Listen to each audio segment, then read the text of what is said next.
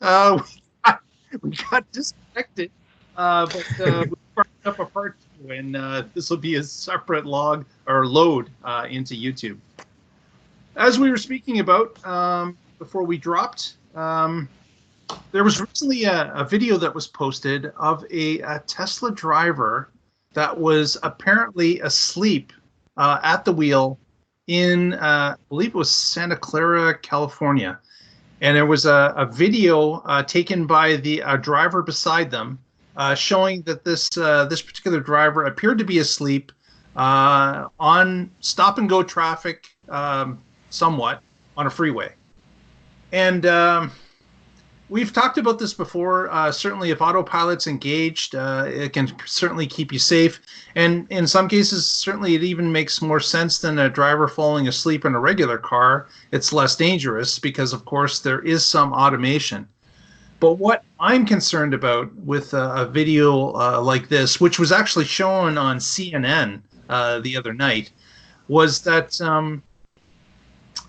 people get a bad taste in their mouth with this type of behavior. You're supposed to be attentive. You're supposed to be watching the road. You're supposed to be alert. And if this guy is, even if he's just playing for the camera, which would be even worse, that he's just trying to get attention, pretending he's asleep, would be really bad. But if he was to fall asleep, it is going to give some people a black eye over this. Like, I really believe that this could be an issue. And of course, as more and more people get Model 3s and other Teslas, more and more, there's going to be a higher percentage of someone that's going to be misbehaving with the, we see this all the time on freeways today where people are more concerned with finishing a call or sending a text or putting on makeup or eating their cereal or whatever. Reading a book, newspaper. On the highway, and certainly there's going to be a percentage of Tesla owners that are no different than some of these bad drivers that are out there. But I don't know, Casey, what do you think? Could this be a black eye for the Tesla community? Certainly, a lot of people seem to think it's a fully self-driving car, and so then it could be, but it's not today. And so whenever there's a mishap, like any of the incidents where there's been a collision, they're like, oh, why, look at the self-driving car that can't drive itself. Well, so why we're not ready yet?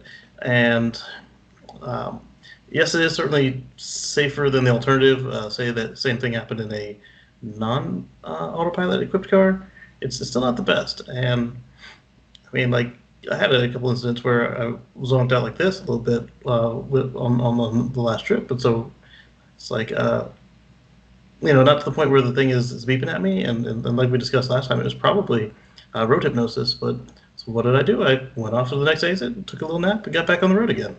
Yeah, it's better safe than sorry. Some of the people responding to this particular video had indicated that there's so many alerts that go on if you're not responding, the alerts get louder and louder. And people were saying the guy must be playing, because who could sleep through the alerts that keep bombarding you when you're non-responsive to those alerts to grab the wheel? And beyond that, if you've managed to sleep through all the alerts, it then starts the disengagement procedure where it turns on the flashers and starts slowing down the car rapidly. So at that point, it's like somebody's pushed you forward because you're now braking unexpectedly. Yeah. And the flashers are on, your radio's turned off. I don't see how anybody could actually be asleep through the whole scenario unless they had some sort of condition, like who was the guy who was drunk, and right. There was another guy who was having literally some sort of medical attack. I don't remember if it was a stroke or a heart attack. Yeah. Yeah. Okay. Beyond so I guess we'll see as this goes. But as you add more and more people to the Tesla community, I can just see that this is, this type of behavior will pop up probably more often, because you're getting a larger percentage of people that are now driving the cars. And as time goes along, just more and more are going to be at it, and you're going to get that bad element. But but the vehicle it's not done. It's still very much beta. I've noticed a new behavior on the update that I'm on now, where if I'm coming around a curve, a sharp curve, so obviously I'm usually using it off the freeway for it to be sharp enough, and traffic is stopped up ahead, but I've seen it on the freeway too, where if traffic is stopped ahead, you're going around a curve, the car is coming in hot. I don't know if it will stop or not. It certainly, we've seen that it knows how to predict paths, and it knows that there's a curve around, and it's got enough cameras, and the car is still in the radar range around these curves, but my car is going full on, and so I just hit the brakes and I give it about 50% of a push combined with the regen to bring it down to a safe stop before we interact with the either the red light or the traffic jam up ahead. And it's a new behavior, and it's quite it's not scary, but it makes you sit up and pay attention. Yeah. So to be asleep during these new and ever shifting programs it's not going to be good. It's not until Elon says that, all right, you're really just there for legal reasons, then I might feel comfortable sleeping. But probably not even until they say, all right, we've got the approval for 4 states out of the nation or nationwide to do full self-driving. That would probably be when it is fully and truly safe to sleep in the car while it's driving. Right. Yeah. Assuming you've bought a full self-drive and it's active. Yes. Yes. So again, wait and see. But until then, people, pay attention out there. Like let's keep our hands on the wheel and our eyes on the road at all times. And if you do get tired, as Casey mentioned, just pull over and have a nap.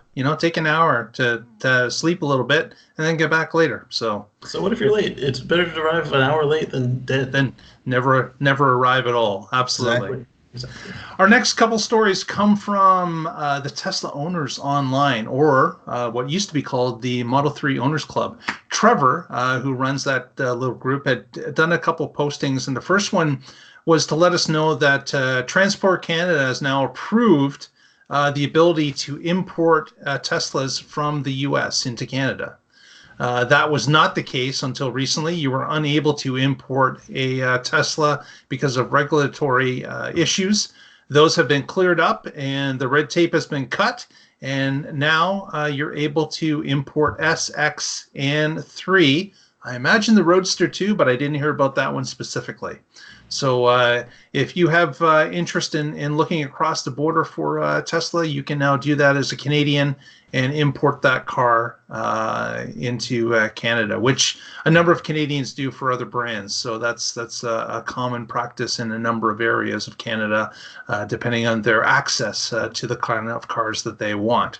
So the first time this was brought up to us, it was in response to people who were immigrating to Canada or the U.S. and they couldn't bring their cars with them, right? They were unable. They had to sell their car and then buy another one when they got to their country that they were going to be living in. Yeah, and so the excuse given was that the Canada and the U.S. wanted some sort of documentation that Tesla just doesn't provide. And so it looks like they got around that. Like now that they just recognize it. It looks like Tesla was able to submit the documentation, and Canada was in their code was able to add that information to their books, which allows now the transfer of cars. Okay, and this is still just for immigrants, or is it also for? No, it's for anybody. Anybody can now import a car from the U.S., a Tesla car. But it'll still be gray market for warranty purposes, though, right?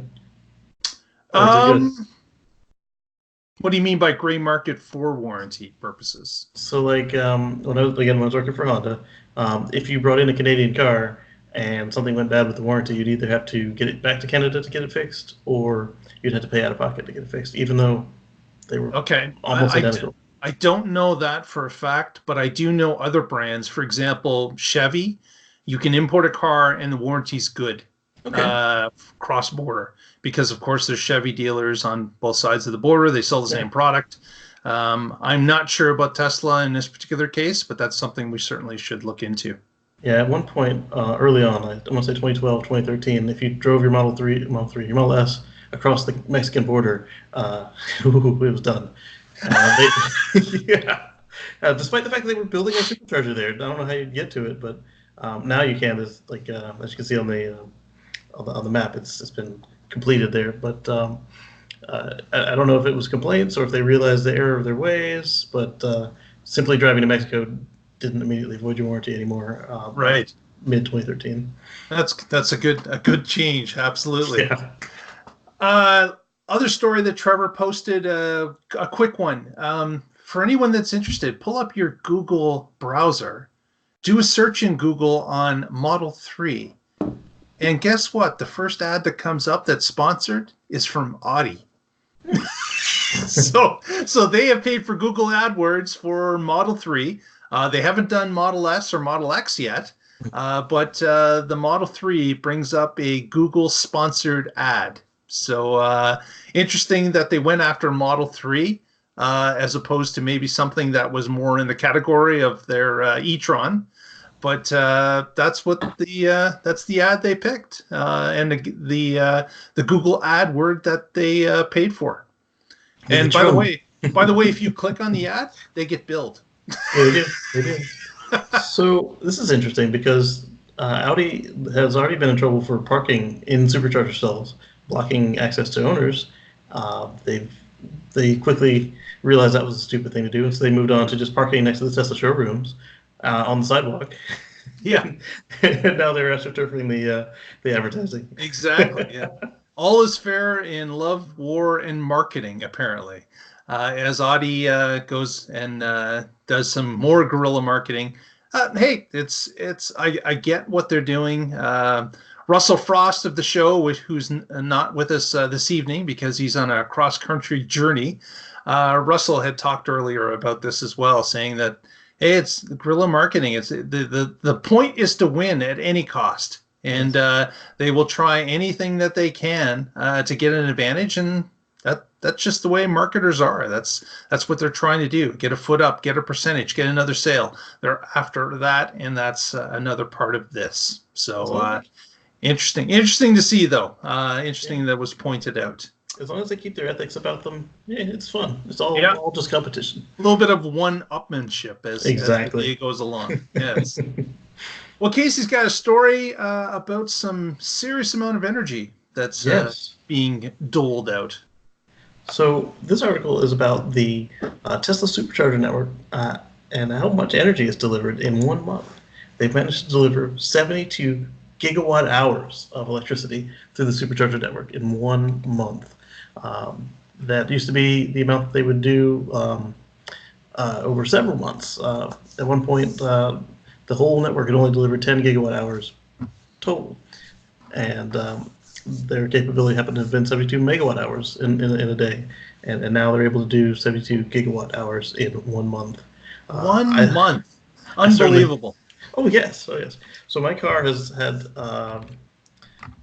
something like 1 gigawatt hour or not 1 gigawatt hour. I'm sorry. It's had several megawatt hours driven through it so far, and just last month alone, I did several several charging stops. So yeah. Absolutely, yeah. With the move, certainly you were pushing a number of joules of energy through your car. For sure. And it's only going to go up. They're putting out more stalls, more stations. They the one of the local stalls that was closest to my house is closest to my house. We haven't sold the house. It has 3 temporary stalls. They came in on the forklift unit that used to have the 2 charging handles, and I did try all 3 of them, and none of them are active yet. But one of our Charleston Tesla Club members suggested that it's probably in response to Labor Day. So on this next trip, we may find that it's turned on. Yeah, absolutely. Yeah. This photo I'm sharing here is of the actual. This is Hawthorne's display that's on the wall at the Hawthorne Supercharger. There's actually a little cafe you can kind of step in at Hawthorne, part of the design studio, and they've got this mounted on the wall, and this is showing all the different superchargers in action at various places across the world, and certainly it updates and shows you the top, dispensing stations in different parts of the country. at any given point. But if you're ever in Hawthorne, California, and able to drop in, it's worth just checking out this wall-mounted live representation of what's going on with the superchargers across the world. Yeah, I've taken to calling it the Supercharger dashboard. I don't remember if that was an official term or just what I took to calling it, but that's a pretty cool display. Yeah, absolutely. Absolutely. Next story, again, with energy, big surprise. Elon talks a little bit about some peaker plant replacement and reaches out to his Twitter peeps to help him out. What's that about, Casey? So this actually ties in quite nicely with the last story. It was announced previously that the whole of the Supercharger network is actually using less energy than all of Tesla energy, their solar and et cetera, are putting out into the grid worldwide. But this is really cool because we talked about the Megapack on a previous show. So now Elon has gone to Twitter and has asked us to do kind of a grassroots effort to nag our local politicians until they decided they're going to buy a Megapack and install it. The beauty of this is that it would replace some of the natural gas peaker plants, so there's less pollution, there's less expense, because you don't really want to be ramping up and down fossil fuel plants. It's not good on the equipment, and it's expensive. Whereas the battery can run all day long, absorbing energy when we don't, when we have extra, putting it out when we do need it, or like they do in Australia, even just microseconds of stabilization to keep the grid super stable. And that we don't mention it here, but that one has already made tens of millions of dollars back since it was installed last year. That's right. Yeah. And that one was the one that they had a challenge to install in a month, and they were using regular power packs for that. And now we are able to use the Megapack. Exactly. So those pre-done systems built basically on 48 or 53 foot truck trailers that are delivered to site operating already, just basically able to be plugged in to be able to store both AC and DC. So you can hook them up to wind turbines or solar, as well as the existing grid to pull and do that micro switching that Casey was talking about to keep everything stable and be able to anticipate the load or actually react to the load that's required in milliseconds. And this isn't anything new to the municipalities. I mean, you've got your water towers. They run on the exact same principle. During the day, you are it's the exact same principle, but opposite timing. So during the day, you're draining that water tower. You're filling up with people's showers, people's use at the factory, their evening meal, and then when everybody's asleep, you're using that same energy and that same capacity to just slowly fill the tower back up. Right. And then this is going to be the opposite. So during the day, it's sunny and you have extra electricity. It's windy. You fill up your batteries, and then at night, the sun goes down. That's all the haters like to say. So yeah, the sun does go down, but you've now got these batteries and they're full. So you can then slowly dispatch from the battery until the sun starts to rise and you recharge them again. Exactly. Yeah. For our next story, we have something from a story we're updating from earlier. And this, of course, is Mr. Wade Anderson. We reported earlier that Wade was on a North American trip that went basically from coast to coast to coast and even a little further. Wade went along the bottom of from Phoenix, Arizona, over to Florida to the most southern tip on Key West. He then went north and went into Canada.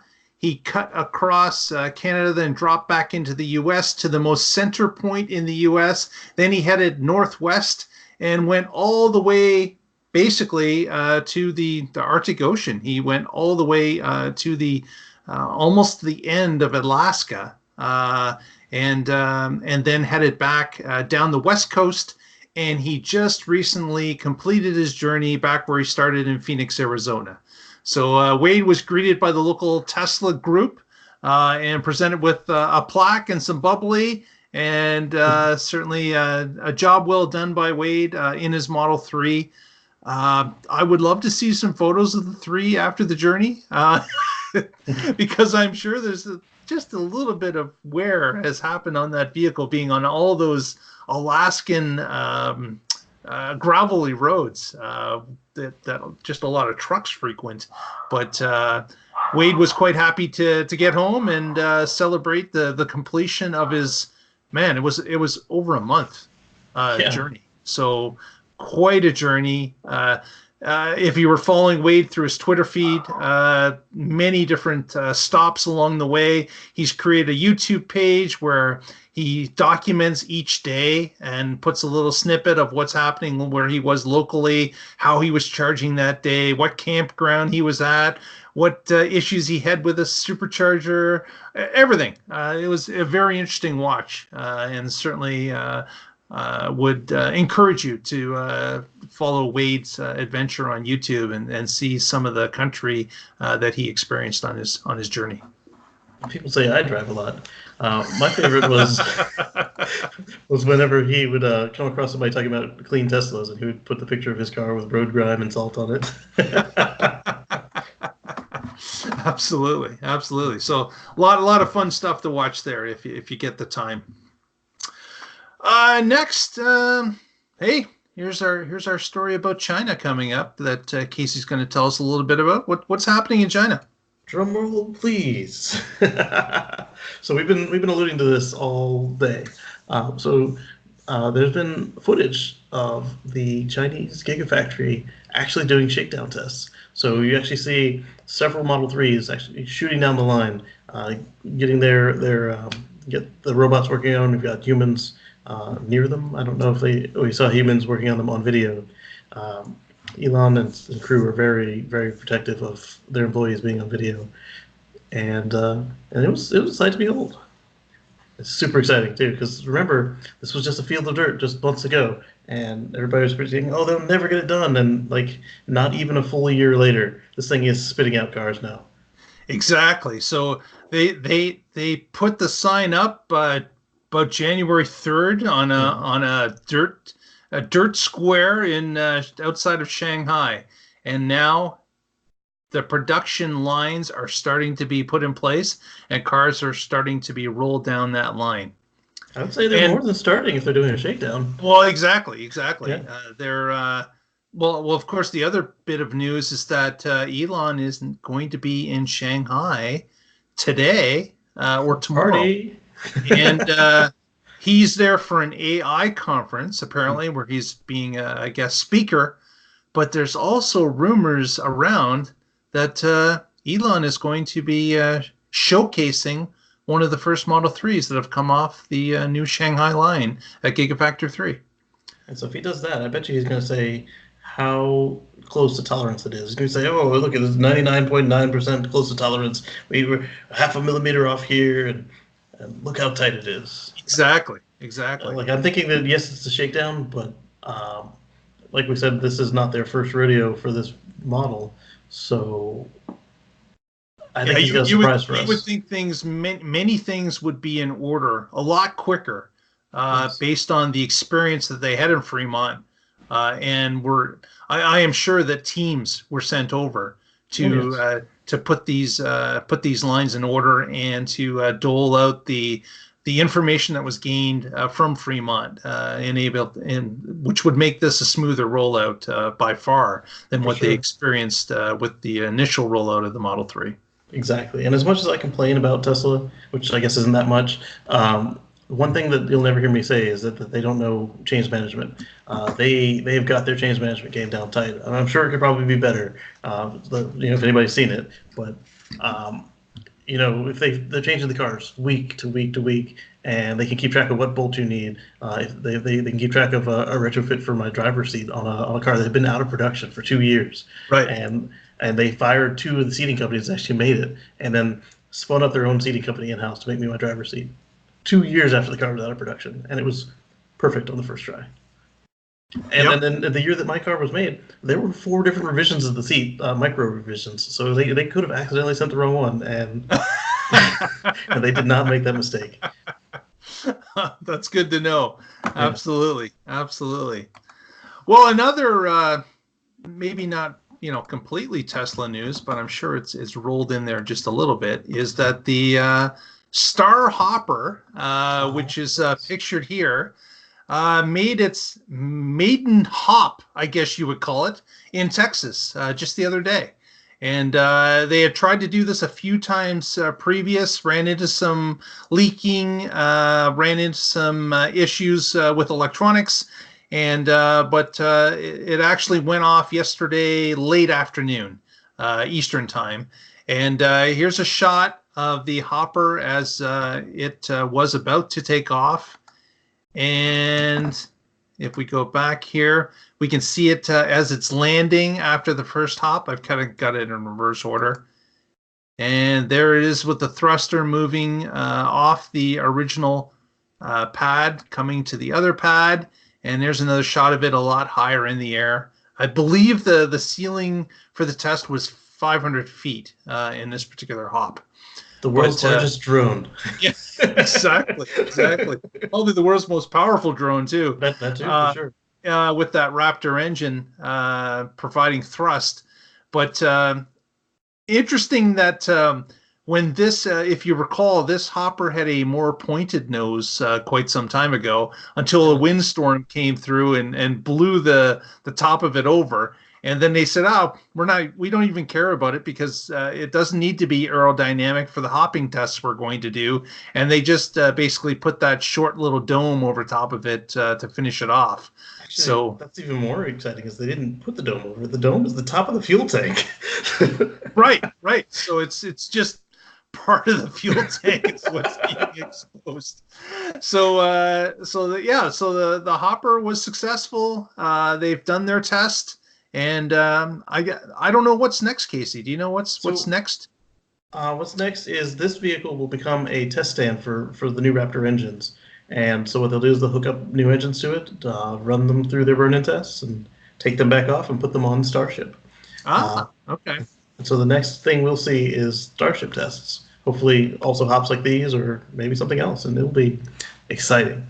And now, is there just another test that they're going to start pushing it higher into the air, or yes. is this is the next real step space for a test, or is it more like instead of going 500, they'll go 1,500? Exactly. Feet? My understanding is that they have to do the full test because they have to get they have to test the cooling mechanisms for both the booster and the ship, and so they've actually got competing ships being built right now in Texas and Florida, and they look the same to the casual observer, but Elon says they're both running completely different techniques and processes, and so it's kind of a race, and it's for a little bit of pride.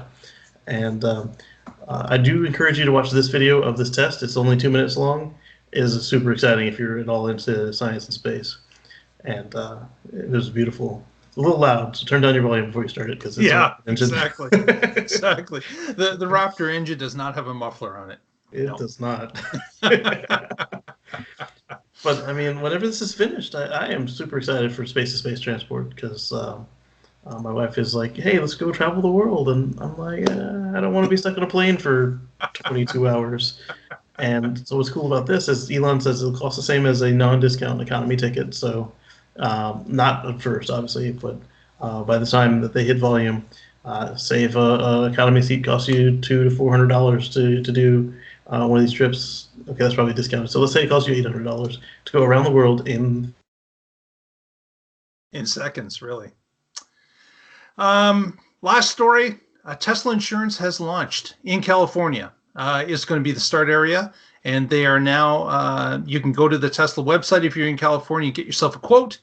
And it'll be interesting to see if that quote will be better or worse. We've already had reports of both. So try it out, see what it's like.